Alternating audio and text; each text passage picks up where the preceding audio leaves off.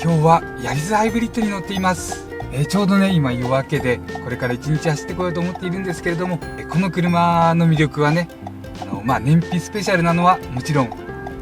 曲がりやすいコーナーで曲がりやすいというのがねもう一つ特徴として挙げられると思います。で今日はそのあたりと、あとねヤリスクロスとかヤリスのガソリンモデル、その辺をね少し比較に出しながら進めていきたいと思います。車は友達、車は道具、バランス良好、失敗なし、ヤリスハイブリッドで感じた特徴をピックアップしました。なんだこいつ舐めてんのかって感じですが、すいません、一個ずつ見ていきますのでどうぞお付き合いくださいませ。まず車は友達って感じるのはヤリスのボディデザインからです。ファミリーカーというよりプライベートな自分用って感じが素敵ですよね。ご主人の車じゃなくて私の車とか、お父さんの車じゃなくて僕の車とかね。前から後ろからテンションかかってギュッと塊感を感じるデザインからそうした印象を受けます。そしてただプライベート感が強いだけじゃなくて斬新でスタイリッシュ。それはこうしたサイドを落とした写真を撮ってみるとよくわかります。地味な写真で立派に見えるのはヤリスのボディデザインが優れているからこそだと思います。あとトリビア的な話ですと、黒豆をモチーフにデザインを進めたんですって。ツヤツヤの黒豆から誕生した一台、サイドを落とした写真で美しいのも納得です。車は友達、車は道具、ヤリスが移動の手段として優れているのはもう当たり前すぎる事実ですよね。燃費の良さはもちろんですが、ハンドル握った感触も先代モデルとなるピッツから大きく変わりました。ピッツがご近所向けに好ましかったのに対して、ヤリスは長距離長時間くねくね道走行が得意な方向にシフトしています。ラグジュアリー路線がスポーティー路線になったとも言えるかな。正当な後継者は4代目フィットでしょうなんてね思っちゃうくらいです。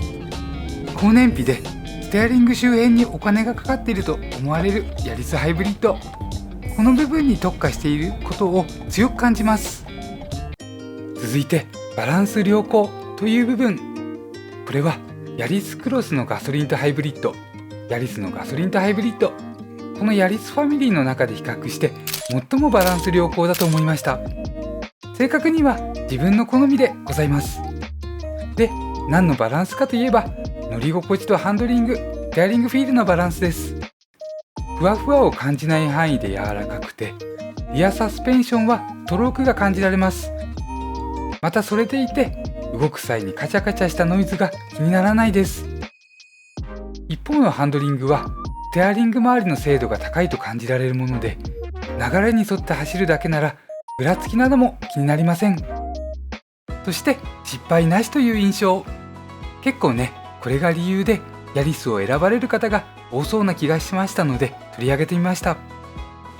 間違いのないハイブリッドシステムで高燃費はもちろん、バッテリー耐久性にも不安が少ないというのはハイブリッドを長く続けているトヨタだからこそでしょう。こうしたイメージがたとえ迷信だとしてもそれはどっちでも一緒です。嘘でも本当でも精神的な安心感というのもありますし、売却時の価格だって変わってきます。ここまでの細かな部分は内装の話題の後に掘り下げていきます。内装はこのグレードはベーシックなグレードなのであまり特別なことはありません。でその中でいくつか自分がね取り上げたい点をご紹介させてください。まずね、このメーターは、最もねオーソドックスな二眼タイプです。でヤリスというとねヤリスらしい2つ特徴的なメーターがありますけれども、自分はこれが結構ねいいと思っています。2つのメーターが近くて、見やすいですしね、それに映り込みがねそんな気にならないんですよね。普通のタイプなのでもう全然気になりません。この辺りがね結構いいなと思います。ステアリングスイッチは最近のトヨタ車らしい感じで、右に ADAS 系、運転支援系ですね。で左が各種設定に使うコントローラーになっています。でここで取り上げたいのが LTA レーントレースサポートのボタンですね。これですね、長押しで解除するようになっています。これ何秒かな、押すと画面の上のね大きい部分がねついたり消えたりします。で運転とかあとコーナーリングとかねお好きな方はこれをオフにした方が自然な感じというか気持ちよく運転できると思いますので、そういうところに行ったらねカットしてみるのもいいかと思います。であとここで言うと ACC なんですけれども、この車サイドブレーキが手で引くタイプなんですね。なのできっとねおそらくですけれども停止まではしないタイプだと思います。30キロとかで機能がオフになっちゃうのかな。で同じようにブレーキホールドもついてませんね。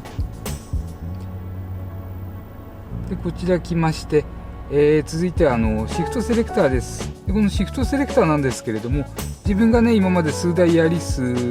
もしくはヤリスクロスに乗ってきた中でちょっとねこれ個体差というか感触が違うんですよね。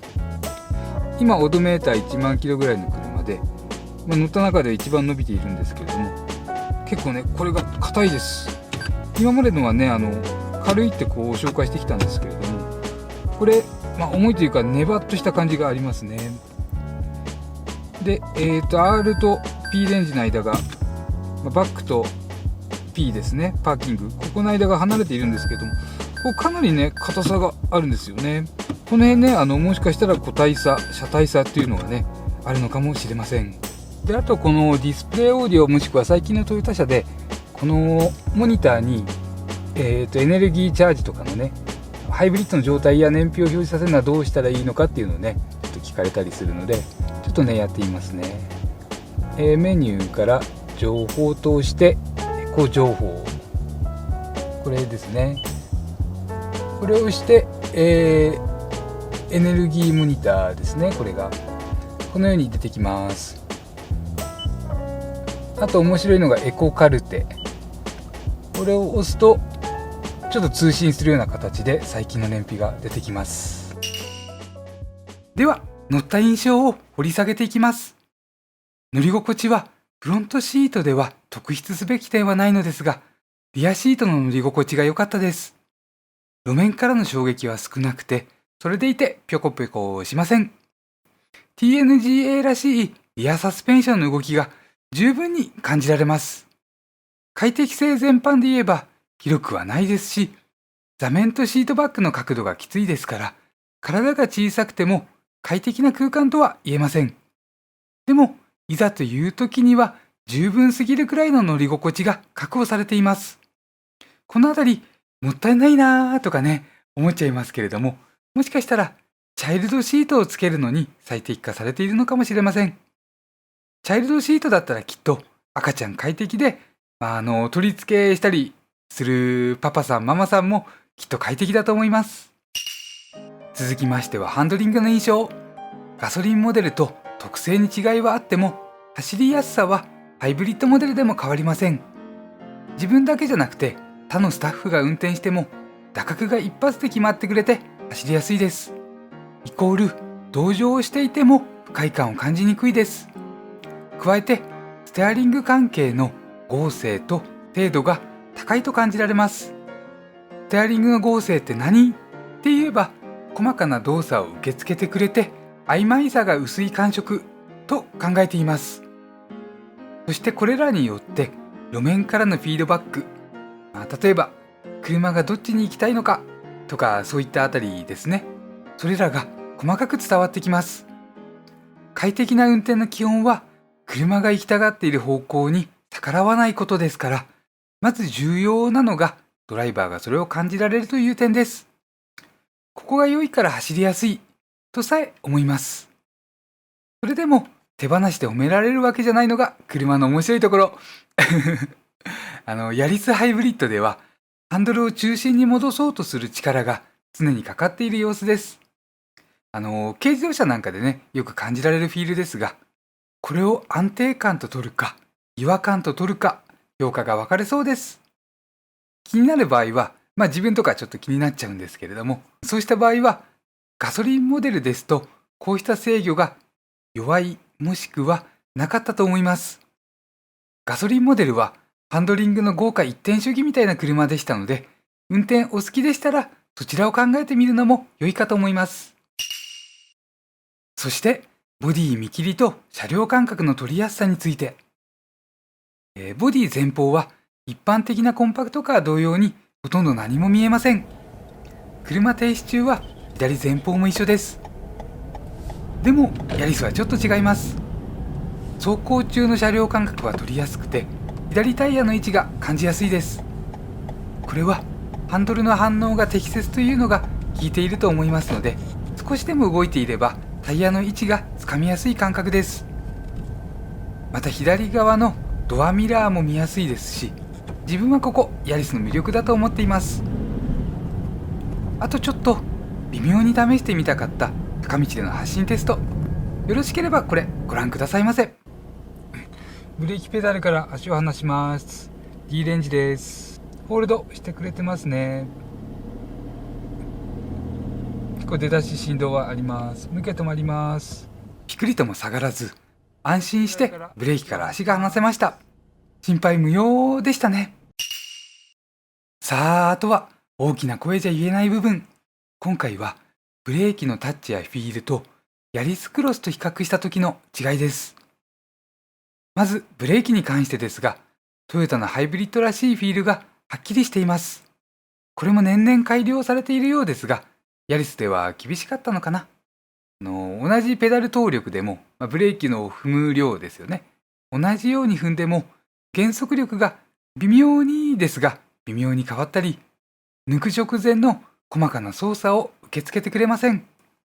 ここもやっぱり気になったらガソリンモデルということなのでしょう。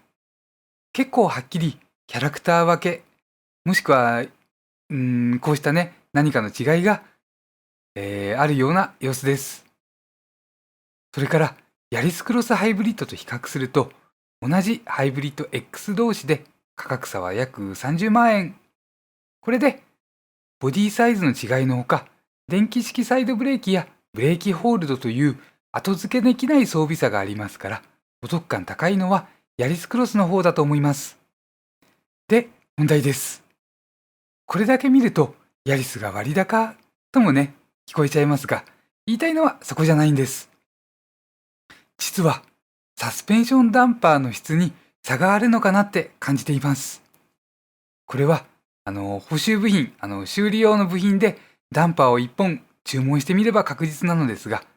乗った感じでそのヤリスの方がワンランク質の高いダンパーが使用されているように感じています。本当かどうかわかりません。自分がそう感じているだけです。立派に見えてパーソナル感の強いボディデザイン、立派すぎとも思えるステアリング周りの質感、そしてヤリスシリーズナンバーワンといえる乗り心地と操縦性のバランス、そしてさらにスペシャルな小物燃費。一個ずつ特徴を挙げてみれば長所ばかりの車じゃないですか。